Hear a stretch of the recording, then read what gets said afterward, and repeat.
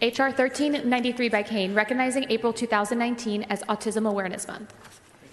Chair recognizes Mr. Cain on the resolution. Thank you, Mr. Speaker. Members, April is National Autism Awareness Month, a time the nation draws its attention to the special gifts of millions of Americans with autism spectrum disorder. Throughout the month of April, we join countless families and to recognize those who are on the spectrum and spread the word about the importance of research, awareness, and advocacy. According to the CDC, autism spectrum disorder is a reality for an estimated 1 in 59 individuals in America. While each person experiences it differently, life on the autism spectrum is usually characterized by a struggle to communicate with others, interpret social cues, and adapt to behavioral norms. For some, life with this condition is immeasurably difficult, if not seemingly impossible. Yet for others, being on the spectrum is not necessarily a barrier to leading a productive and successful life. In fact, being on the autism spectrum can be a valuable part of our identity. I say our identity because I, too, am one of the millions of Americans on the autism spectrum. For the first time, I'm publicly speaking up about my own experience with Asperger syndrome, a condition on the autism spectrum. Members, right now, I suspect many of you are thinking to yourself, so that explains it. And yes, your assumptions are correct. That's why I'm highly intelligent. And for the last line, you can blame the speechwriter. The media doesn't often get it right, Fox News included.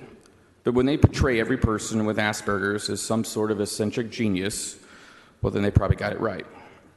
I, along with countless others who experience these challenges brought on by Asperger's and autism, communicate and express myself in a way that is different from others. If I don't maintain eye contact with you, it's not an intentional nonverbal cue of disrespect. Body language, reading it, and appropriate use of it does not come naturally for those on the spectrum. Sometimes the things I say or do may come off completely different than what I intended, but I'm sure you've never noticed that. The bottom line is, if I have to go to the back mic with a point of order that might potentially derail your bill, it's probably just a big misunderstanding. So just go with it. In all seriousness, with April being Autism Awareness Month, and with the Texas House having an open and honest conversation about the realities of learning disorders such as dyslexia, I was inspired to come forward and share my story in hopes of changing the conversation surrounding autism.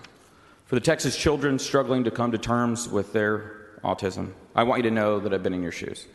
My experience is not universal, and many Texans have it much, much harder than I do. But I also believe I have the opportunity and the platform to empower younger generations who have to work every single day to overcome those same obstacles that I do. The unfortunate reality is that autism never takes a day off. It has no cure. As far as we know, we can't make it go away. Instead, our focus should be on maximizing the potential and improving the quality of life for every person on the spectrum. That starts with raising awareness, of having an honest conversation about our own experiences. April is yet another opportunity for us to do that. I hope you all join me in recognizing the month of April as Autism Awareness Month in Texas. Thank you.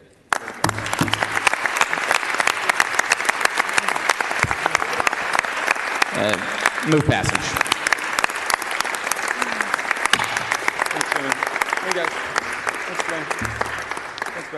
The resolution is adopted.